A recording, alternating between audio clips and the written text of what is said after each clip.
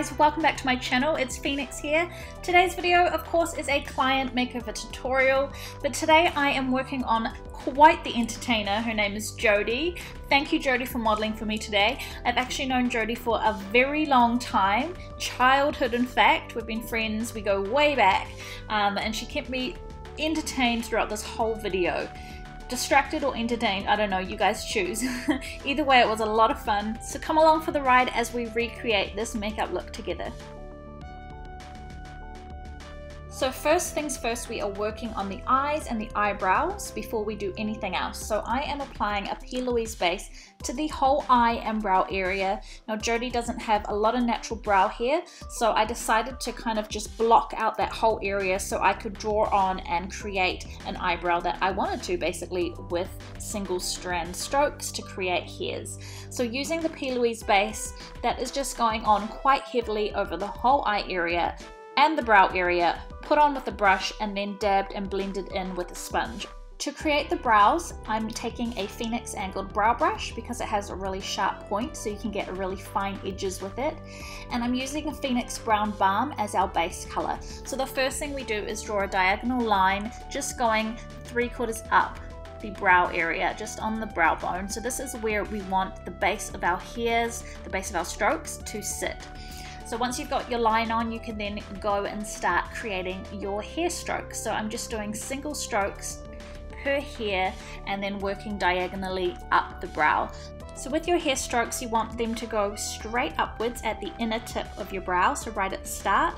And then once you've done a few of those, probably 5 or 6 strokes, then you can turn your hair strokes diagonally, start going upwards, following the baseline that you created first until you get to the crease area, and then you want to angle them down. So we're going straight up, diagonally, and then down. So once you have that first layer of brow balm down, then I went in with a brow shadow to create extra depth and dimension. And I just went and created more hair strokes over the ones we've already done, or created more in between ones we're done, which gives the brows more depth. And by the way, I did use more of an ashetone because Jodie is blonde, so I didn't want the brows to be too dark. So on the eyes, put down a base first, which I have already done, just using a nude base, and I used a matte base. Once you've got that over the whole eye area, we can go on with your color. So I'm taking an eyeshadow called Cedar, which is just a nice mid-tone auburn brown, and this is just going to be built up in the crease. I took the color all the way up from the crease into the brow bone, so just sitting at the tip of the brow bone. How high you take this up on yourself will just depend on your eye shape and how much space you have. But essentially you only want a really small gap between the brow, the base color you first applied, and the second eyeshadow color. So I'm just layering that color until I get a really nice medium depth of tone. I'm using a Phoenix blending brush to apply and blend. I'm really sorry, but we lost a little bit of footage here, which is not surprising because Jodie was distracting me the whole time, as you can see. Like, what is she even doing there? I don't know. What we missed, but I will go over, is the next step with the eyeshadows. So taking a dark blue from the Stacey Carnival palette, I applied that to the whole eyelid area, and I did use a frosted dark blue. So that basically is just applied to the eyelid area and then blended up to the start of the crease. And then once you've got that on, I used a golden bronze tone in the crease just to join the blue and that first shade we apply together, so that we've got a nice kind of tone and the colors are nice and blended, so it goes from that blue to gold to the auburn. Then under the eye, I am taking a kohl liner in black, and that just goes along the whole waterline area, and then I'm setting that with a black matte eyeshadow over the top to make it wear longer. And then taking that dark blue that we used on the eyelid, that is going all the way across the lash line. There's a future when you're still living in the past.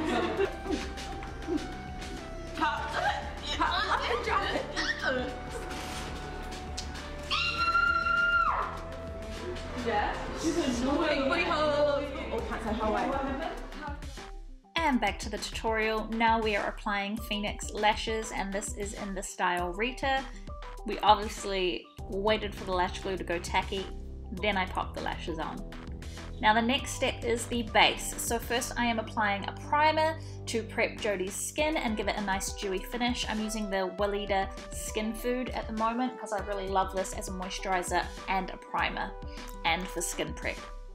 Then as a first layer of foundation, I'm using our Phoenix Custom Blend Foundation. Now this is a water-based product that can be really sheer, medium coverage or full coverage. For a heavier coverage, what you want to do is layer the foundation quite thickly all over the whole face area, so covering all of the skin in a thicker layer using a foundation brush. Then with a very firm powder brush, we're gonna just buff in the edges along the hairline, along the jawline, and in the little crevices in the face, like under it and around the nose, along the temples. But really you don't want to buff the product off, you want to leave it sitting on the skin as heavy as you can to give a really full coverage. Then to get the skin looking even more full coverage, I'm going in using our Phoenix Stick Foundation as a concealer. So I'm just layering this over the face and cheek area, down the nose, chin, above the lip, and a little bit on the forehead as well. So I'm just laying that on and then I'm gonna buff it in. I'm using a foundation brush to buff it into the skin, and I'm kind of tapping and buffing because you don't want to lift away any of the product. You want it sitting on the surface so that you don't move any of the coverage. And then on top, just lightly dust a powder, and that's really to set the foundation.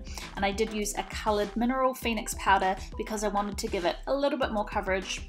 We're really going for a full coverage glam look today. The next step is to give a light contour to the face. So using an angled blush brush, I'm going to go along and underneath the cheekbone area, under the jawline, and then around the hairline as well. And I did very lightly on the nose and just under the chin. And I'm using a Phoenix Baked Bronze Powder, and this is in a matte shade called Matte Bronze. And I dusted a little bit of that onto the cheek area as well to give just a hint of blush.